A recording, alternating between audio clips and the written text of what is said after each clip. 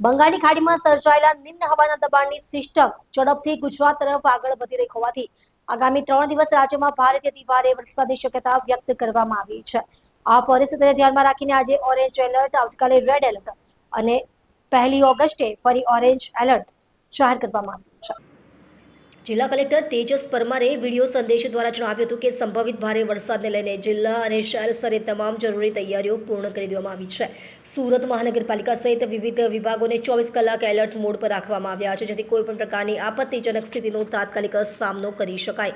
ખાસ કરીને નીચાણવાળા વિસ્તારો જ્યાં વરસાદી પાણી ભરાવાની સમસ્યા સર્જાય છે ત્યાં રહેતા નાગરિકોને વિશેષ સાવચેતી રાખવા અને જરૂરી હોય ત્યારે તંત્રની સૂચનાઓનું પાલન કરવા અપીલ કરવામાં આવી છે. ઉપરાંત વરસાદ દરમિયાન બિનજરૂરી બહાર ન નીકળવા, વીજળીના થાંભલા અને પાણી ભરેલા વિસ્તારો પાસેથી દૂર રહેવા પણ સૂચના આપવામાં આવી છે. જિલ્લા પ્રશાસને નાગરિકોને અફવાઓથી દૂર રહી માત્ર અધિકૃત માહિતી પર વિશ્વાસ રાખવા તેમજ કોઈપણ ઇમરજન્સી સ્થિતિમાં તંત્રનો સંપર્ક કરવા માટે અનુરોધ કરવામાં આવ્યો છે. એક નિમ્ન હવાનું દબાણ જે બંગાળની ખાડીમાં ઉપસ્થિત થયું હતું તે તેજ ગતિથી ગુજરાત તરફ વધી રહ્યું છે અને તેના કારણે આજે ઓરેન્જ એલર્ટ, આવતીકાલે રેડ એલર્ટ અને 1 તારીખે ફરીથી ઓરેન્જ એલર્ટની ભારે પવન સાથે વરસાદની આગાહી સુરત જિલ્લામાં કરવામાં આવી છે. તે સંદર્ભે સુરત મ્યુનિસિપલ કમિશનર દ્વારા તમામ તૈયારી કરી દેવામાં આવી છે. સાથે સાથે જિલ્લાની અંદર જિલ્લા વિકાસ અધિકારી શ્રી દ્વારા પણ તમામ તાલુકા વિકાસ અધિકારીઓને એલર્ટ કરવામાં આવ્યા છે. એ સાથે સાથે પ્રાંત અધિકારી શ્રી અને મામલતદારશ્રીઓને પણ એલર્ટ કરવામાં આવ્યા છે. તે પૈકી નીચાણવાળા વિસ્તારોમાં જ્યાં પાણી ભરાવાની શક્યતા રહે છે ત્યાંથી સ્થળાંતર કરવા માટેની સૂચના આપવામાં આવી છે.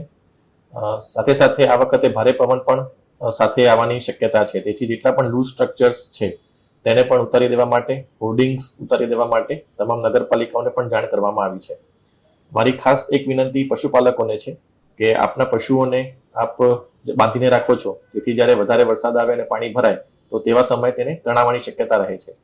તેથી જ્યારે વધારે વરસાદ આવે અને પાણી ભરાવાની શક્યતા જણાય તો પશુઓને ખુલ્લામાં રાખો, તેમને તાર સાથે કે કોઈ પોલ સાથે બાંધો નહીં, જેથી તે પોતાની રીતે જે સુરક્ષિત જગ્યા છે તે શોધી શકે.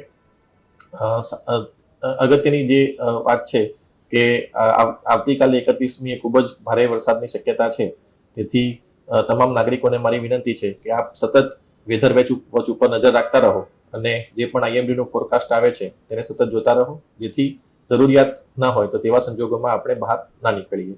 એટલે આપણે જે અત્યારે સમગ્ર તંત્ર દ્વારા તમામ તૈયારી કરી દેવામાં આવી છે, પરંતુ નાગરિકોને પણ મારી એ જ વિનંતી છે કે આપ પણ સચેત રહો અને સાવધાની પૂર્વક આપણે આ જે 2 દિવસ જે ભારે વરસાદની આગાહી છે તે દરમિયાન કોઈ પણ પ્રકારનો અનિચ્છનીય બનાવ ન બને તેની પણ આપણે સૌ તકેદારી રાખીએ.